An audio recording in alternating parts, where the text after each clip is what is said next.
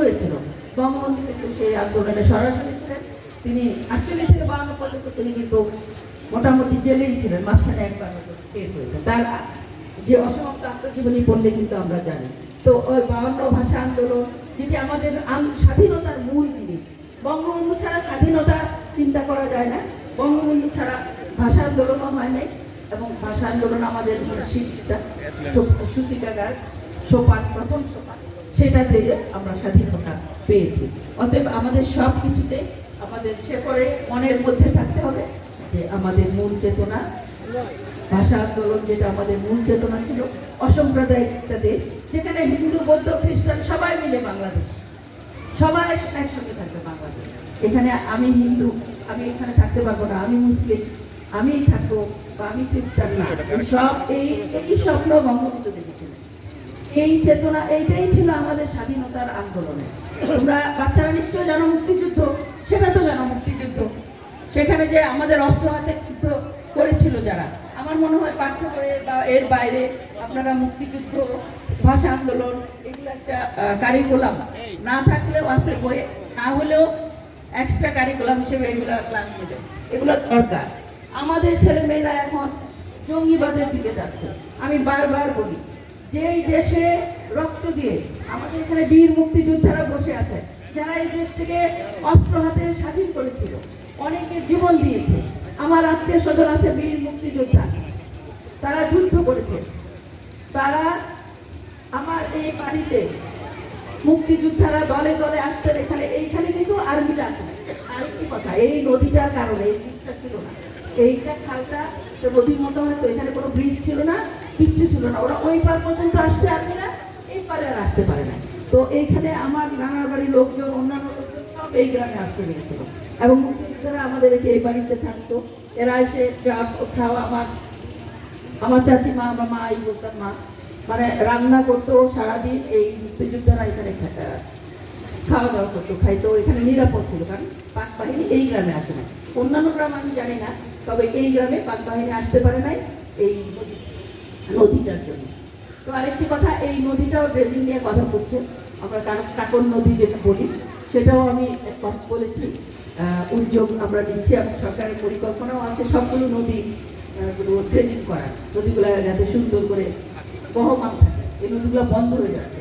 নদী আমাদের খুবই দরকার, কারণ বর্ষা, বন্যা, নদী যদি বন্ধ হয়ে যায় আমাদের ঘর বাড়ি তলায় যায়। অতএব আমাদের নদীকে বাঁচাতে হবে, এই কথাগুলো আমাদের মনে রাখতে হবে। আমি বেশি বলবো না, আসলে বিপুল হয়ে গেছে।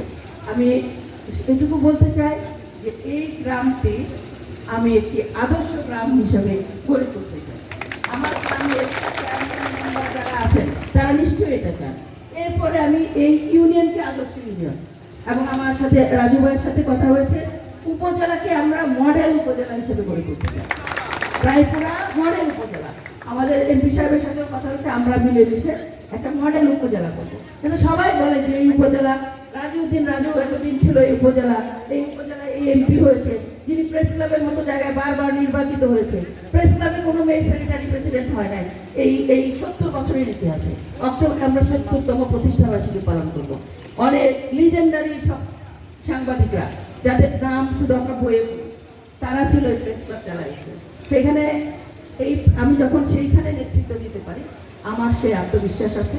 আমি মনে করি আমরা রায়পুরাকে একটা আদর্শ উপজেলা করব, এবং নরসিংদীকে নরসিংদী আদর্শ একটা জেলা করবো। কারণ প্রত্যেকটা উপজেলা হয়েই তো নরসিংদী জেলা হবে। তো আমরা সেইভাবে এটা করতে চাই। তো আমি প্রথম যে কাজটি এখানে শুরু করলাম আমার এমপি হওয়ার পরে, যে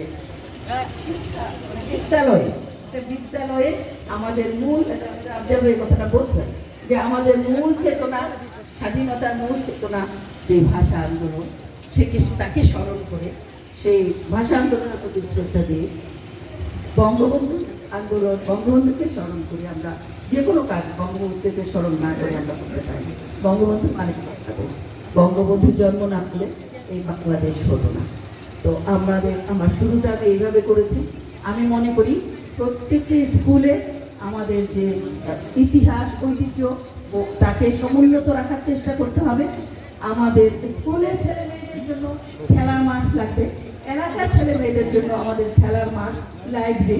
আমি সংস্কৃতি মন্ত্রীর সাথে কথা বলেছি, আমাদের উপজেলায় একটা লাইব্রেরি করবে। উনি বলছে যে ওনাদের প্ল্যানে আমাদের উপজেলা ছিল না। আমি বলছি আমি ছিল কিনা জানি না, আপনি রায়পুরা উপজেলা এখানে লেখেন। আমি ওইভাবে আমার সাথে যে সম্পর্ক বলতে পারি, তো আমি বলছি উনি সেটা লিখছে। আমি আশা করি রায়পুরা উপজেলায় লাইব্রেরি আছে, উপজেলায় কোনো পাবলিক লাইব্রেরি নাই। তো উপজেলায় একটা পাবলিক লাইব্রেরি কাম অডিটোরিয়াম, মানে সিনেমা হল টলের মতো এরকম কালচারাল প্রোগ্রাম হবে, এরকম একটা পরিকল্পনা আমরা নিচ্ছি। তো রায়পুরা উপজেলা নিশ্চয়ই মডেল উপজেলা হবে। আমি আমার গ্রাম দিয়ে শুরু করতে চাই। গ্রাম, সুন্দর একটা গ্রাম, সুন্দর একটা ইউনিয়ন, তারপরে রায়পুরা মডেল উপজেলা। আমরা এরকমভাবে কাজ করতে চাই। তো আমি আপনাদের দোয়া চাই, আপনাদের সহযোগিতা চাই। ইঞ্জিনিয়ার সাহেবকে ফোন করে, ওনার আজকে ছুটির দিন, ওনার বাড়িতে উনি ঢাকায় গিয়েছিলেন তার ফ্যামিলির সাথে দেখা করতে, সব বাদ দিয়ে কিন্তু আপনাদের জন্য তিনি এসেছেন। আমি তাকে আবারও কৃতজ্ঞতা জানাই, এবং তিনি কাজ করে দেবেন, আপনাদের সহযোগিতা লাগবে। আপনারা তখন কিন্তু বাধা দিতে পারবেন না যে না এটা এইভাবে না এইভাবে। আপনারা সহযোগিতা করবেন এবং আমার এলাকার উন্নয়ন হবে। এটা হলো আমার কথা। আর উন্নয়ন শুধু রাস্তাঘাট উন্নয়ন না, আমি মনে করি আর্থিক উন্নয়ন দরকার। এই জন্য আমাদের পাঠাগার দরকার, এই জন্য আমাদের